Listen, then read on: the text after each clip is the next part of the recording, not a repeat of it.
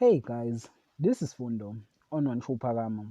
Tonight on Imbewu, the Bengu house holder is surprised when Mandlovu finally return.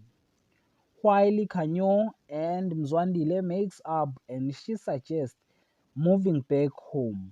And it seems like Kanyo is angry about Mzwandile when he heard that he was on the elevator with Zagiti and the truth he get from her father.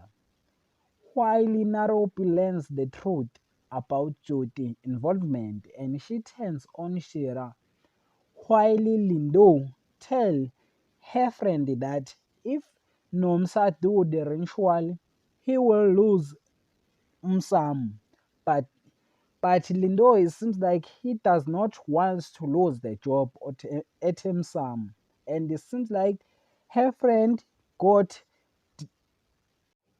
disappointed and surprised. Sebenzile hear that Kanyo has a problem on her relationship with Mzwandile. That is for tonight. Thanks for watching. Don't forget to like and comment and subscribe. Therefore, thanks.